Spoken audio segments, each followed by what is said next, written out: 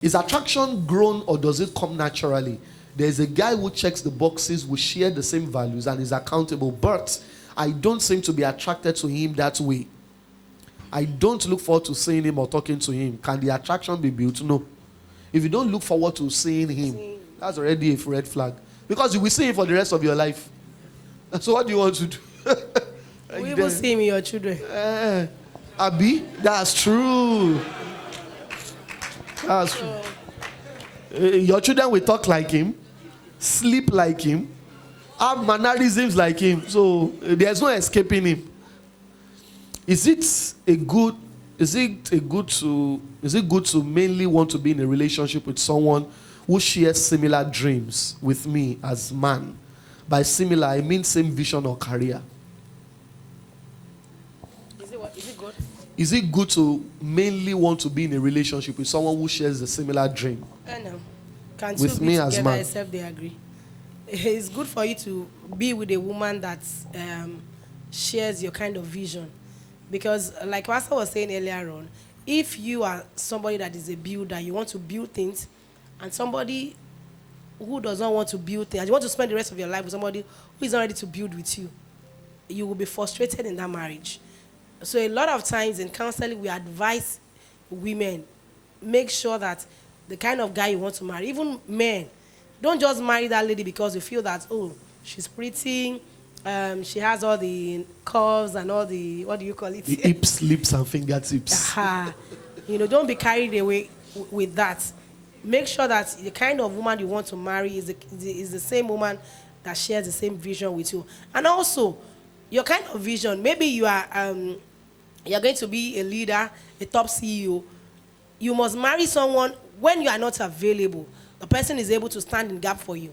I've met couples that you see husband, you see wife. I'm like, what are you doing together? As in, why? You see some very good-looking guy, and then when they open their mouth, you say, wow, what is this? In the name of marriage. And then you see a lady that is, well-spoken, has vision, drive, and everything, marrying that kind of person. So you must be on the same page. If not, that's what you will just face death sentence for the rest of your life in the name of marriage. So you must share the same vision.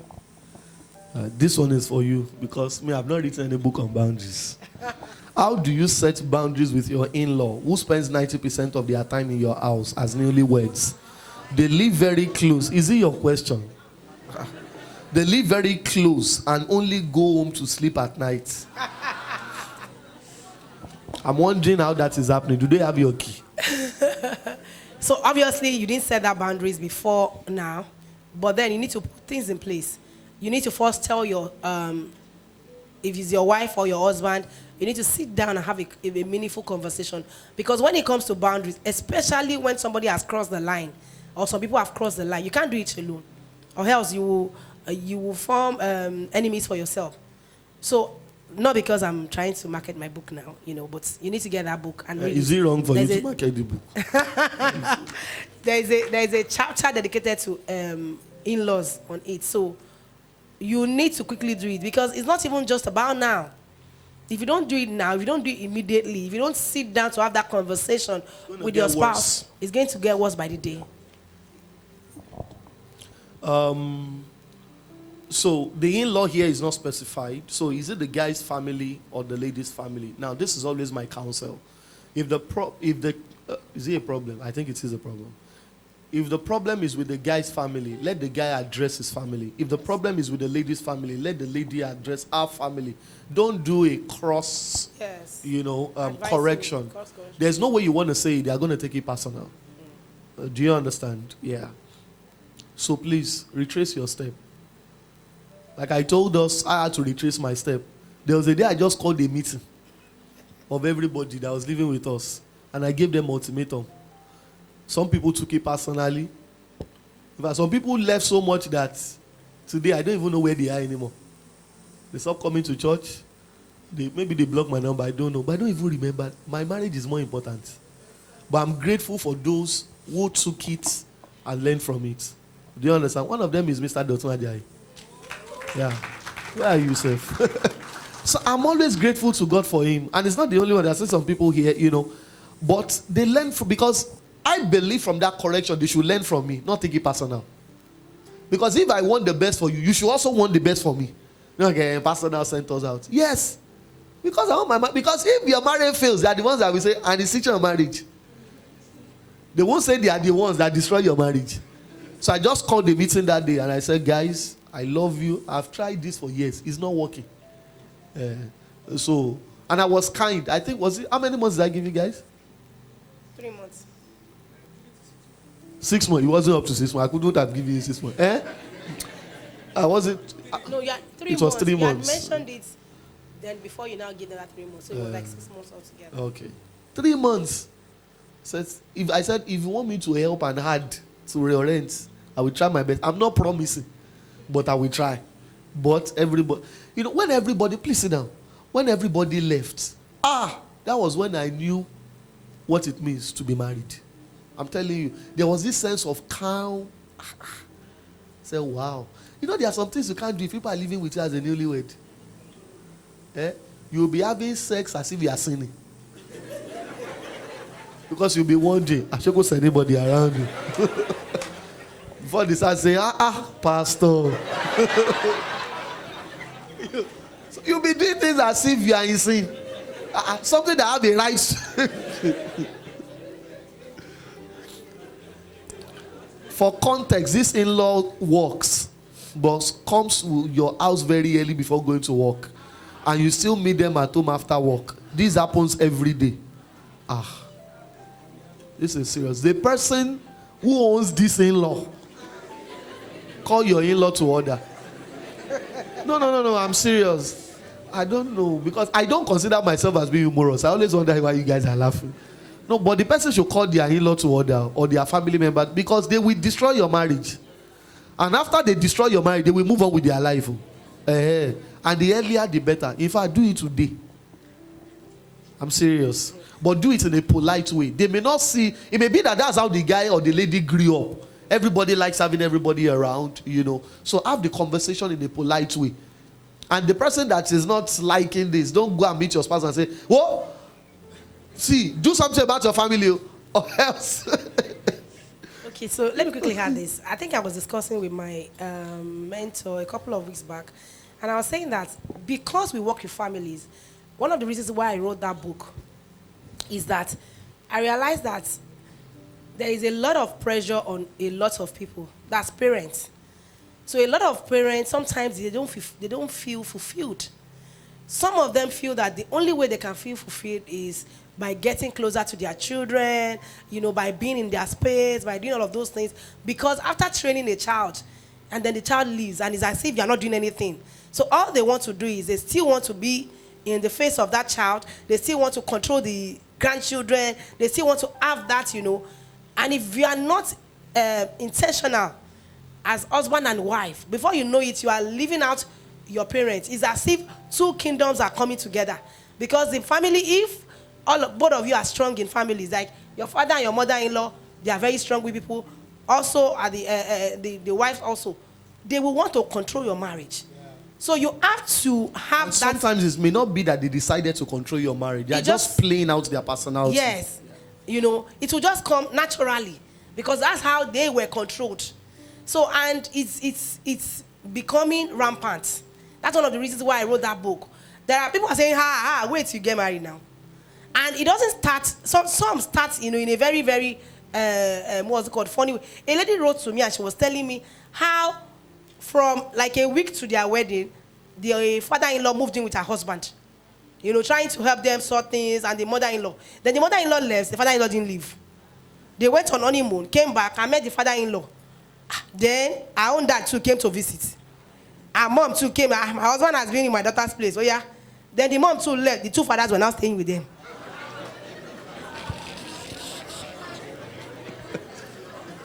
And if you are, everybody can say, this one. For me, I was like, then they will go and come back as if, you are going to work and coming home. And I'm like, why? Even when they moved out of their area, they moved. So if you don't put boundaries in place, it will affect you. Some people might say, it can never happen to me. Never say never. Let him that stand take his fall. I think the best thing is this: as a single, start exercising boundaries. Yes. It will be easier for you when you're married. It will be very difficult for you as a man to exercise boundaries if you have never exercised boundaries as a single. Yes. And what is going to happen is your family will now start saying, is your wife that is turning your back towards us. So start exercising boundaries as a single. Some things that you know that is not going to serve you in marriage, start putting a check to it now. Even when you've not met the person. All right? Start making your family understand, no, I can't. There are conversations I never had to have with my family. Because while I was still single, everybody already respected their space. Do you understand? We all know our boundaries. I can't just... One of my sisters lives in Lagos. We're all living in Lagos before. I can't just walk up to... I can't just appear in my sister's house. Yes. That's the kind of system we have built from my own family. You can't just show up. Say, even if I'm passing in an area, I'm telling you, I can't say I'm Lord Monique here. That's the way you will to just go. As you just be going like that, you will call. Are you at home? Can I come? Are you busy? Are you okay? Can I come? That's how it. So, and the reason is because while I was still single, we had created that system. So I won't get home one day and now see my. It only happened once, you know. Well, one very early. I can't even remember what it was. A public holiday. I just finished my quiet time and I saw my two sisters. What they came to talk to me about was something serious. But when they finished the real conversation, and I told them, I said, don't let this repeat itself. You can't come to my house. After my wife knew they were coming.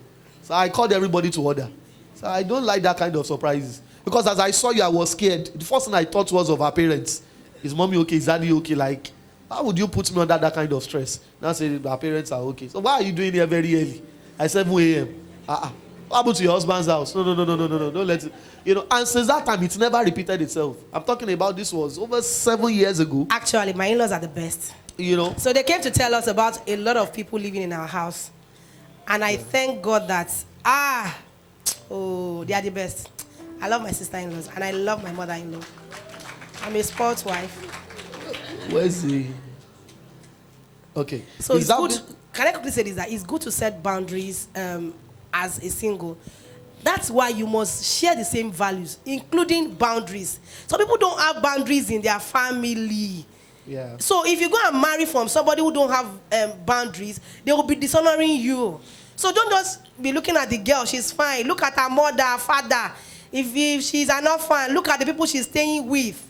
Yeah. These are basic things that give issues. When people are talking in counseling, sometimes you'll be wondering, are you lying? As in, is he saying the truth? Are you serious? Because sometimes you won't see all of these things, especially when all you are seeing is bomb and you know all the likes. Is all you are seeing. You must check out all of this value because it plays out in a whole lot of things. So don't just suspend the brain and be making use of the eyes alone. No, let your eyes see those values too. Boundaries is very, very. I've seen marriages destroyed because of lack of boundaries. Because the father will say that, why can't I go to my son's house? The mother will say that, why can't I go to my daughter's house? Why can't I show up? And then you think that this person doesn't like your parents. There must be boundaries. And that's one thing I respect my in-laws for. They know. That's why I can boldly write a book on boundaries. My sister-in-law will call me. Even my parents will not just show up in my house anyhow. Even mine. Yeah. Don't just show up anyhow. Like, my father will call my husband, will call me. No. You know, not just because we are not, you know, their children, but because they respect boundaries. If your son is a governor, even if you want to go and see the governor, there are ways to go about it. So boundaries must be, you know, clearly stated out from courtship days. If you notice that you are big on boundaries, go and marry somebody that their family don't, you know, understand boundaries. I think we can only take one more question because of time. Is having constant misunderstanding and arguments normal in a relationship? We argue and always end up settling our differences by apologizing. Well, when you say constant, how constant is constant? I remember one of the things that made me realize that the last relationship I was in would not work is any week we don't have a major misunderstanding and argument. It's almost like celebrating an anniversary. I'm telling you, every week there was always something to argue over, something to fight over, something to settle. Sunday I sat myself down like, now like this we go day. Is this how I want to live my life? No. I don't think this can work. You know. So I didn't even. Thankfully, she was even the one that broke the relationship because I felt I had invested so much. This is a 4-year relationship. You know. But I started praying about it. So when you came out and said, I don't think this. I said, wow, is that what you want? No problem. I didn't even try to convince me what I was already looking for, because we're just always arguing, fighting, like, and at the end of the day, you realize the world over things that didn't make sense. You know, so if there is constant misunderstanding, constant conflict, constant argument, it's a red flag. Yes. It's a red flag. It's either you're both immature, or there's so many things you do not know, or you are not meant for each other. Exactly. And it simply means that there is a conflict of values. Yeah. If you keep arguing, it means you don't align in values. You don't align in belief system. There are so many things that are clashing. People don't just fight. It is what they believe that is clashing. It's their values, their belief system, their preference that is clashing. All right? Yeah. I was going to say that with my research, recently I found out that a lot of times we mistake some things. It's good to marry your friend, but there are some friends that they cannot move from being a friend to a husband. So you must know that as a man and as a woman. Yeah. Sometimes some men believe that this person is my friend. Is friendship that some people are best as friends. As friends, they can never remain as a spouse. They can never become a spouse. So you must know that it's not every. I have a friend that we're very, very close. We know each other. I think even before I met my husband, I've been close and everything. But I know that we cannot marry each other for 1 hour. In fact, 1 hour, 20 minutes. Because there are some things that the wife will say, I'll say, I can never, ever take it. And there are some things that my husband can never do because he understands me so well. So if you think that because you like that person, we always gist, it's your gist partner can also be your husband and everything. But you must first note that can this person truly honor me as a wife or as a husband. You must recognize that. And if you are always, having this fights every now and then it shows that you don't honor each other. You don't have the same value system. You don't have the same belief, because you always argue if you don't have the same belief. So it's better you just let sleeping dogs lie. Pastor, the question is about believers. Okay. Marriage, especially, that has to do with believers. Like, I don't know whether if it is not possible that believers can be able to predict which person, whether the woman or the man, the one that is best for them, if it is difficult for them to be able to predict it as believers. Because I'm coming from the place where if people outside the church or outside, or people who are not believers can be able to predict the space, like if you can be able to predict the weather when you're flying, you know about Navier-Stokes equation now, or quantum. No, it's reference. If these people can be able to predict the currents flowing and the radius of gyration and all of that, why is it maybe difficult for the believers to be able to Fantastic question. Let's celebrate him. I won't use the word predict, but discern who is meant for them or who they should marry. Because when we say who is meant for them, it connotes that there is one single human being that is meant for you. And that is totally off scripture. All right? But being able to discern someone you can spend the rest of your life with. The reason is this. A lot of us, we don't take our spiritual life seriously as a form of consecration until we need things from God. Please understand that divine direction, the way it works is this. It's never meant to be. So when you really study scripture, you realize that most times when God led people, it was when they were living their normal lives. It wasn't when they separated their lives in the sense that said, God, I want to marry now. Show me who to marry. I want to start this business. They were just living their lives. Look at someone like Isaac, for instance. I always love giving that illustration. Isaac never asked God, should I go to Egypt? Should I relocate? He was just living his life. And the Bible says, and the Lord said to Isaac, don't go, stay here and I will bless you here. What that simply means is Isaac was already living a consecrated life, such that at any time God could correct him. So it wasn't like Isaac was saying, hey, let me go on a retreat. There's nothing wrong with retreat. I believe in retreat. Let me go on a retreat to find out God's will for my life. He said, as a believer, if you are living a consecrated life, just keep living your life. Observe your basic disciplines. All this idea of go to the mountain and seek the face of the Lord. See, don't put yourself under the law and works. The burden God is not putting you under. Live a consecrated life. Live a consistent devotional life. If you're about to make a mistake, God is going to catch your attention. I mentioned earlier, you had your peace. Now, you got into a relationship with someone, started getting close to someone, and you started losing your peace. All those things only play out in a consecrated life. And that's not the time to be saying, God, tell me why I've lost my peace. There are so many things God will not tell you. But you will know that something is off here. You don't need details. Just move. And if you are in a relationship with another serious consecrated believer, if you explain to them, anytime I think about us getting married, I just lose they will understand. They won't fight you over it. The reason why people take a lot of things personal, they've done things in the relationship that was meant for marriage. So I like, with everything that I've given you, you now want to leave me like that? Never. It must work. Why? Why should we work if we are not meant for each other? Because this wahala is a procrastinated wahala. We still have it. So if you are both consecrated, the moment you realize that, I don't think we are working. It's a conversation, like I mentioned earlier. My ex, that's how we broke up. It was a conversation. I just said it's not working. There's no point. And she said, I don't think I can marry a pastor. I said, praise the Lord. Fantastic. Why should I? That's not enough to say, why don't you pray? Pray about what? That's when people now start praying, and some guys will be trying to convince, and let's see how it will go. How what we go? Do I want to change my calling and change my destiny, or do I want her to change worship? And today she's doing fantastically well in our field. We are not enemies. All right? We are good friends. Even though it's been a while we spoke, but she's doing well. Our husband, the person she got married to, we have a good relationship. At a point, the husband was even working in the bank we were using. Anytime I go into the bank, it was one of the reasons why I can't remember the last time I went to the bank.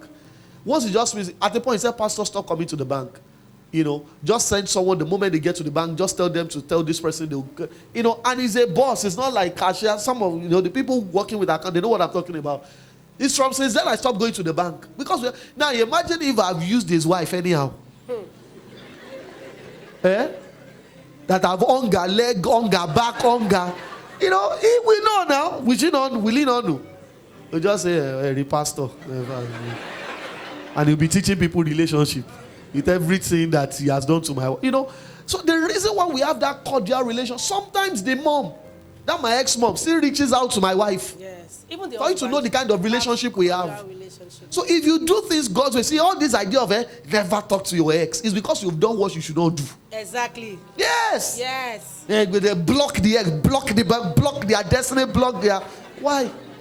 If we do things right, if everything was done right in the Christian way, we will be at peace. I'm not saying you force the relationship that by force you have to be friends. But when you see each other, you will not be enemies. So we must make up our minds, like I said during the message. Make up your mind. Do you want a Christ-centered life or marriage? Or you want culture or contemporary? May the Lord bless us.